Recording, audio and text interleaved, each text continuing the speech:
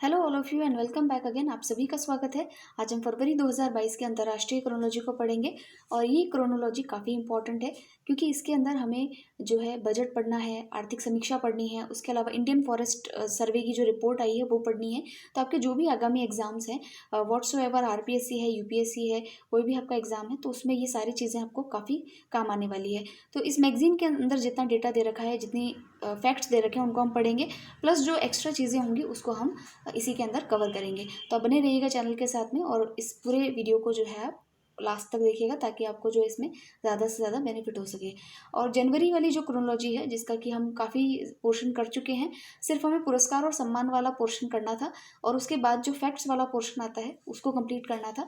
तो उसका एक वीडियो बनेगा, उसमें मैं आपको वो चीज़ प्रोवाइड करा दूंगी। बाकी जनवरी की क्रोनोलॉजी ऑलमोस्ट आपकी कंप्लीट है, तो उसमें जो लास्ट एक वीडियो और बनेगा जिसमें हम जो लास्ट पोर्शन है उसको कर लेंगे। इन मैगजीन्स का पीडीएफ अगर आपको चाहिए, वैसे तो आपको फिजिकल फॉर्म में मंगानी चाहिए, लेकिन अगर आपको पीडीएफ चाहिए तो आप हमारा Telegram channel study for RS and IAS उसको ज्वाइन कर लीजिएगा। वहाँ पर आपको इन मैगजीन्स का पीडीएफ प्लस जितने भी अपडेट्स हैं वो आपको वहाँ पर मिल जाएंगे।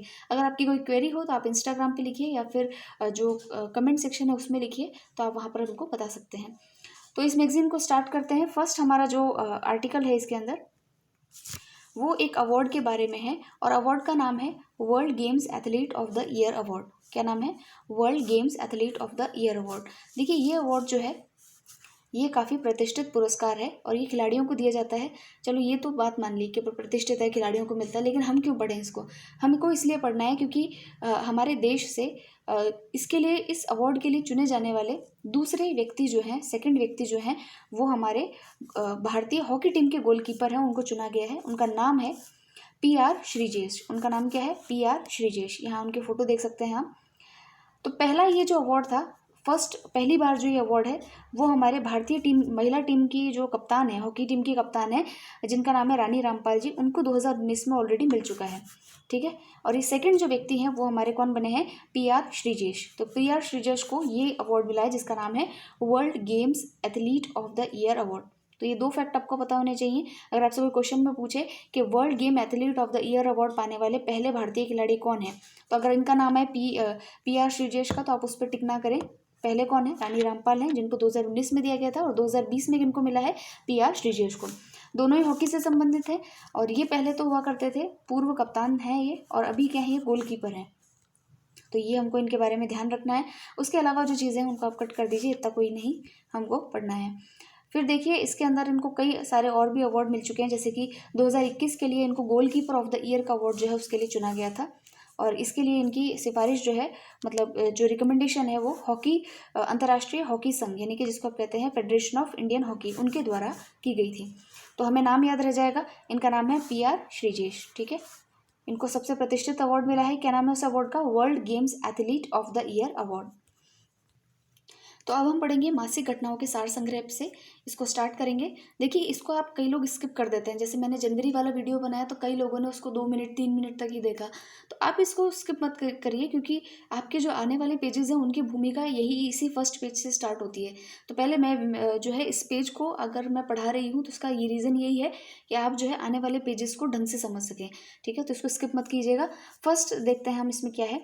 तो देखिए अभी गणतंत्र दिवस यानी रिपब्लिक डे जो है वो हमने संपन्न किया है 26 जनवरी को। देखिए बीटिंग द रिट्रीट सेरेमनी क्या होती है कि जो, तो यहाँ पर जो है कि बीटिंग द रिट्रीट जो सेरेमनी होती है वो हमेशा 29 जनवरी को, यानी कि after 3 days of Republic day उसको मनाया जाता है। इससे जो है बीटिंग द रिट्रीट मतलब कि जो गणतंत्र दिवस का जो समारोह है उसका समापन इसके द्वारा जो है वो किया जाता है।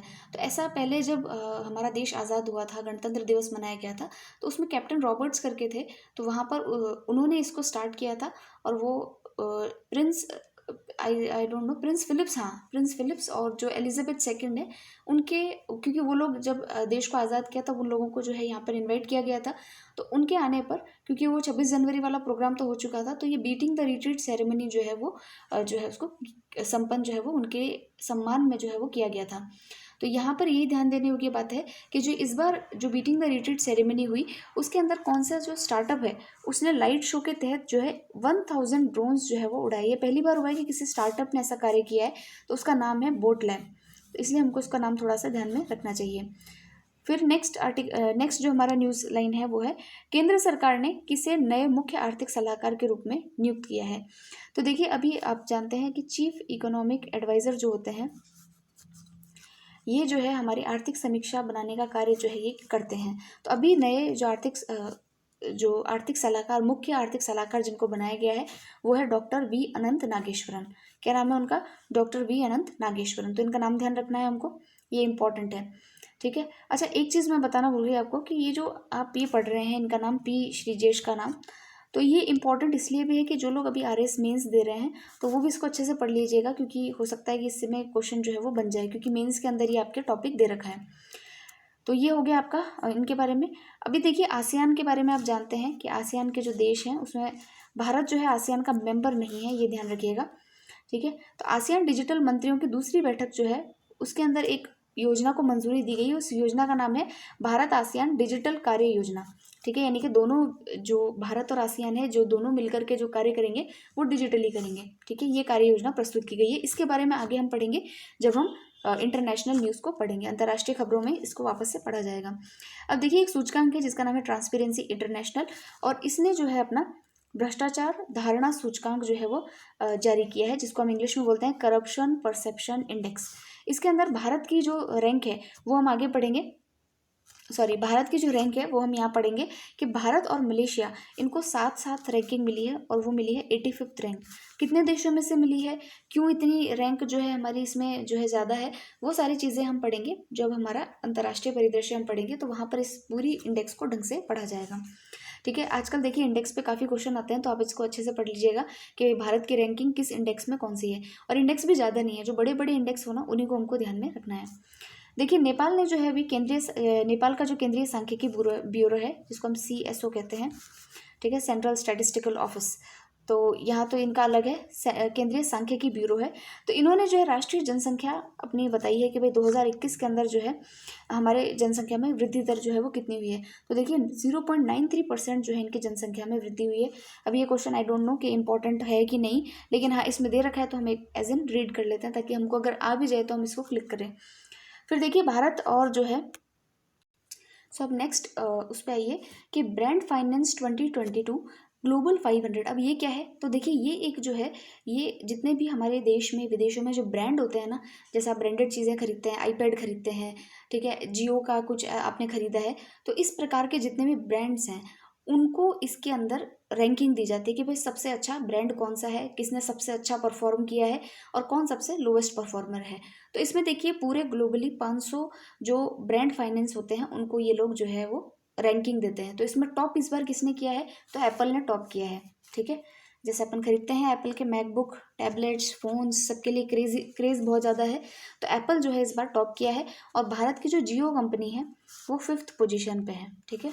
एज एन ब्रांड वैल्यू जो है वो जियो की 5th पोजीशन पे है ग्लोबली, और एप्पल की जो है वो 1st पोजीशन पे है, ठीक है। इसमें कई सारी चीज़ें होती है, जैसे कि देखिए स्टेक होल्डर्स कितने हैं, शेयर होल्डर्स क्या है, और कंपनी का परफॉर्मेंस कैसा है, तो वो सारी चीज़ें इसमें कैलकुलेट की जाती हैं। नेक्स्ट आर्टिकल देखेंगे।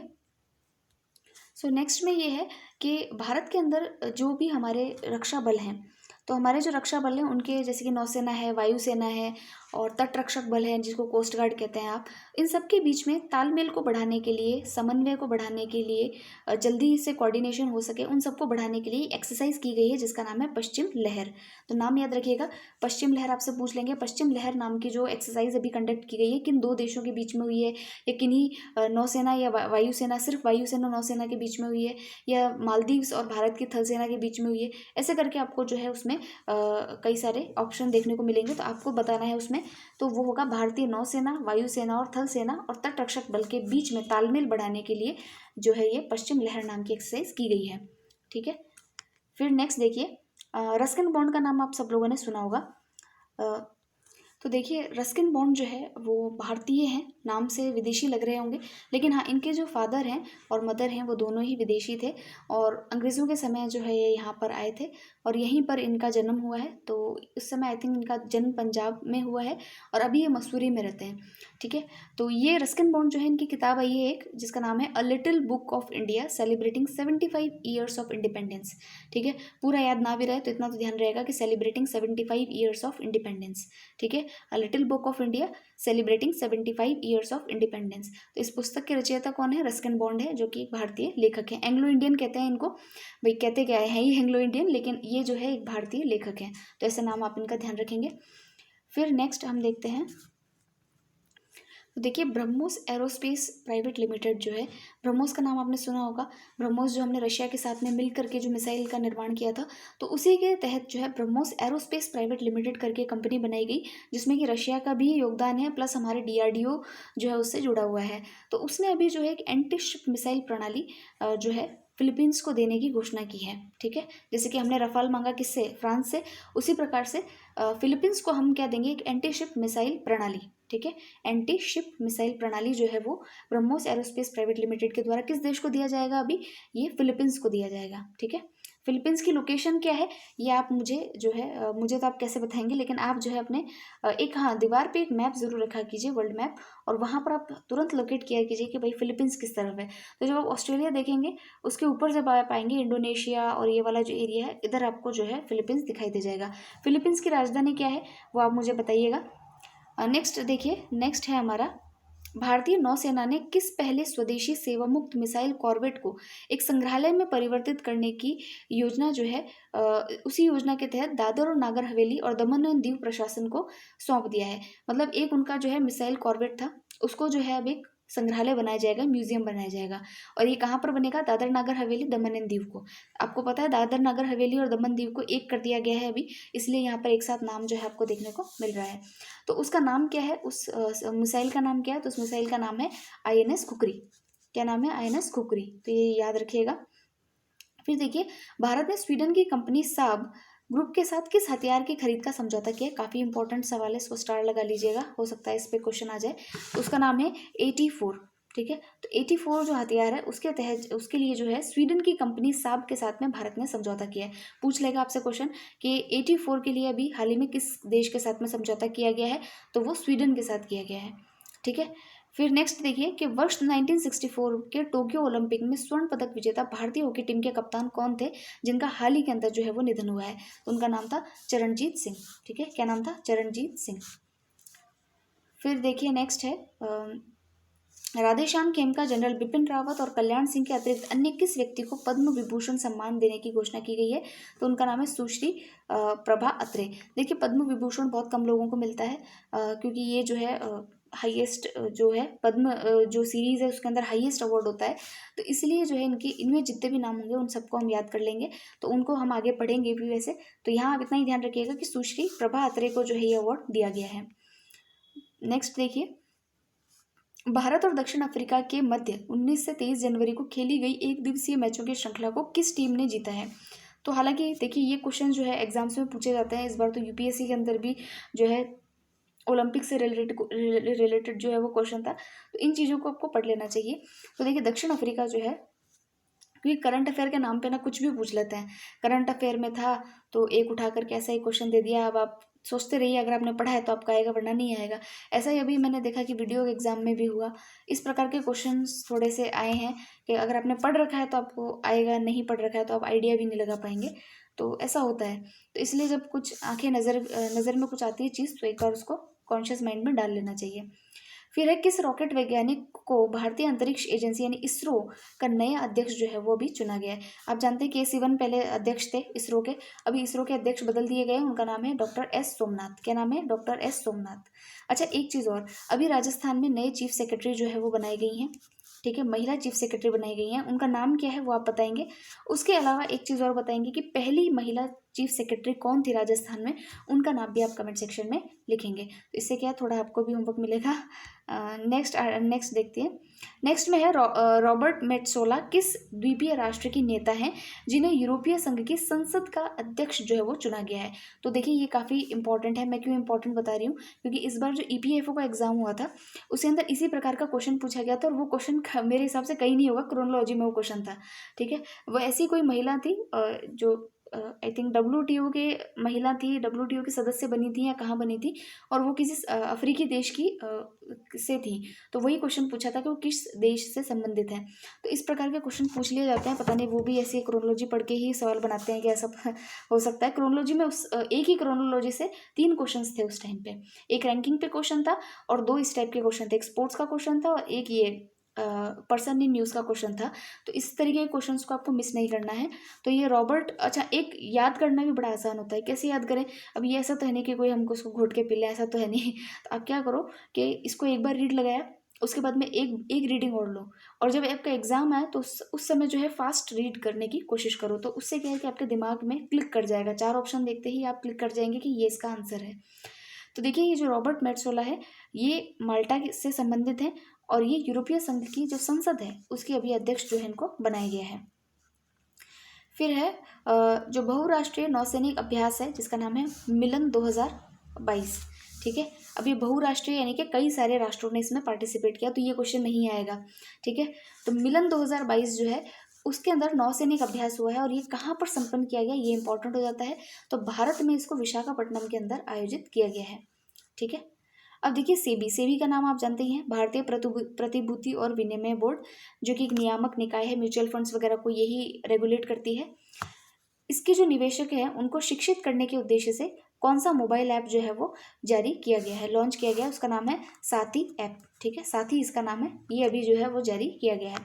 तो देखिए नियामक विनिमय बोर्ड या रेगुलेटरी अथॉरिटीज़ आप समझते हैं, जैसे कि मान लीजिए आपका LIC है। ठीक है, तो LIC को रेगुलेट करने के लिए IRDA है। ठीक है, उसी प्रकार से जो म्यूचुअल फंड्स होते हैं उनको रेगुलेट करने के लिए यहाँ पर सेबी है।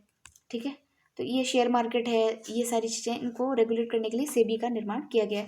तो इसमें जो भी लोग, जैसे मेरे आप जैसे लोग जो है निवेश करते हैं, म्यूचुअल फंड्स खरीदते हैं, उनके यूनिट्स खरीदते हैं, तो हमको शिक्षित करने के लिए मोबाइल ऐप जारी किया गया जिसका नाम है साथी। तो इसको हमको ध्यान रखना है।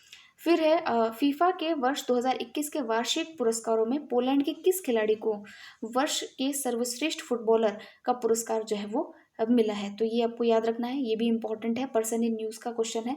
तो देखिए इनका नाम है रॉबर्ट लेवाडोस्की। ठीक है, तो ये जो भी नाम है तो आप इसका नाम ध्यान रखेंगे। पोलैंड के खिलाड़ी जिनको सर्वश्रेष्ठ पुरुष फुटबॉलर का अवार्ड जो है वो मिला है। कहाँ के हैं? पोलैंड के खिलाड़ी हैं। नाम क्या है? रॉबर्ट लेवाडोस्की। ठीक है, फिर है कुरुक्षेत्र विश्वविद्यालय के किस प्रोफेसर एमेरिटस को भारतीय ऐतिहासिक अनुसंधान परिषद के अध्यक्ष के रूप में अभी नियुक्त किया गया है। तो उनका नाम है रघुवेंद्र तंवर। तो तंवर साहब को जो है बनाया गया है भाई प्रोफेसर एमेरिटस को भारतीय ऐतिहासिक अनुसंधान परिषद के कहाँ का बनाया गया है? भारतीय ऐतिहासिक अनुसंधान परिषद के अध्यक्ष के रूप में इनको नियुक्त किया गया है। नेक्स्ट है 24वां E-गवर्नेंस राष्ट्रीय सम्मेलन, ये अभी कहाँ आयोजित किया गया? तो जनवरी का करंट अफेयर है कि अभी इसको E-गवर्नेंस राष्ट्रीय सम्मेलन जो है हैदराबाद के तेलंगाना में आयोजित किया गया है। तो देखिए अभी आंध्र के साइड में कई सारे काम हुए, अभी जैसे विशाखापट्टनम में मिलन एक्सरसाइज की गई थी। ठीक है, उसके अलावा सेकंड जो हमारी न्यूज़ आई है वो है E-गवर्नेंस का जो राष्ट्रीय सम्मेलन है वो भी कहाँ पर हुआ है? हैदराबाद में, जो कि कहाँ है? तेलंगाना में। फिर है बाल विवाह निषेध संशोधन विधेयक 2021 की जांच के लिए गठित 31 सदस्यीय संसदीय समिति में शामिल एकमात्र महिला प्रतिनिधि कौन है? वाह, देखिए बाल विवाह निषेध संशोधन विधेयक 2021 और उसकी जांच के लिए एकमात्र महिला है उसके अंदर, और उनका नाम है सुष्मिता देव। TMC की ये सांसद हैं और ये इसके अंदर सदस्य हैं। ठीक है, जबकि इसके अंदर महिला सदस्यों का होना अनिवार्य था अकॉर्डिंग टू मी, आपको भी ऐसा ही लगता होगा। फिर देखिए नेक्स्ट है चीन, रूस और ईरान की नौसेनाओं ने ओमान की खाड़ी में कौन सा नौसैनिक अभ्यास जो है वो भी किया है? तो ये पूछा जा सकता है। चीरू 2022 ही है, ये क्या है ये देखते हैं। ये 2 जो है इसके बाद में QE है, तो 2Q22 ये एक्सरसाइज है। ये किन के बीच में हुई है? तो चाइना, रशिया और ईरान के बीच में हुई है। ये नौसैनिक अभ्यास है जो कि ओमान की खाड़ी के अंदर आयोजित किया गया है। तो देखिए अब आपके पास में नक्शा होगा तो आप ओमान की खाड़ी को वहाँ पर लोकेट कीजिएगा, ये आपका होमवर्क है। फिलीपींस देखिएगा जो अपने पीछे पड़ा था, और ओमान की खाड़ी कहाँ पर है इसको भी आपको चेकआउट करना है। ठीक है, इन पे क्वेश्चन आते हैं इसलिए बहुत इंपॉर्टेंट है इसको पढ़ना। फिर है ICC ने महिला क्रिकेटरों में वर्ष की सर्वश्रेष्ठ क्रिकेटर की रोशेल हेहोई फ्लिंट ट्रॉफी, नाम बड़ा अजीब है, क्या नाम है? रोशेल हेहोई फ्लिंट ट्रॉफी, इसको प्रदान करने की घोषणा की है। किस खिलाड़ी को ये जो है ICC की ये ट्रॉफी मिलेगी, तो भारत की जो स्मृति मंधाना है उनको ये जो है वो ट्रॉफी दी जाएगी।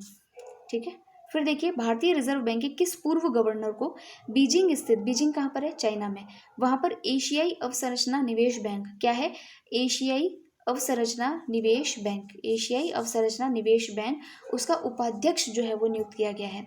तो देखिए इसको इंग्लिश में बोलेंगे Asian infrastructure investment bank, Asian infrastructure investment bank, AIIB। ठीक है।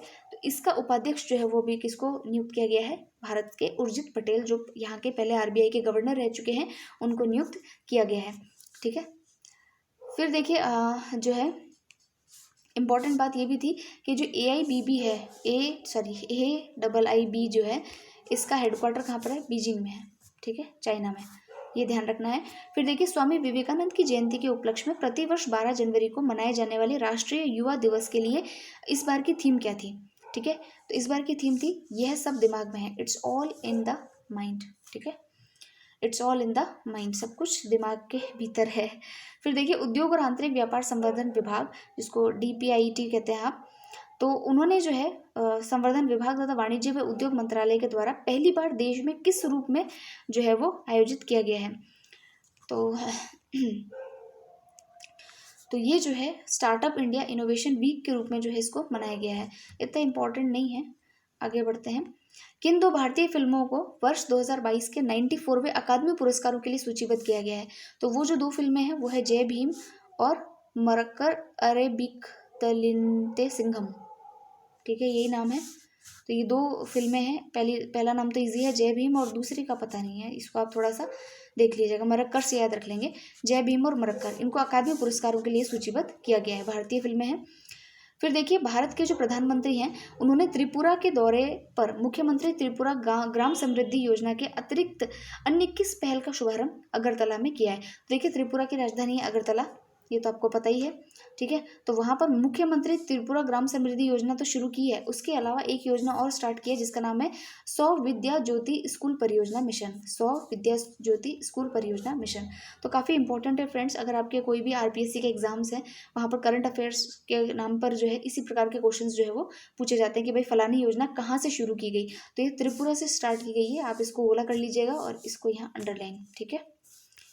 फिर है अभी जो प्रसिद्ध कथक सम्राट थे जिनका नाम है पंडित बिरजू महाराज, जो कि काफ़ी बड़ी बड़ी हीरोइंस को इन्होंने जो है डांस सिखाया है, तो इनका भी निधन हुआ है। और ये किस घराने से संबंधित थे, तो ये लखनऊ घराने से जो है वो संबंधित थे।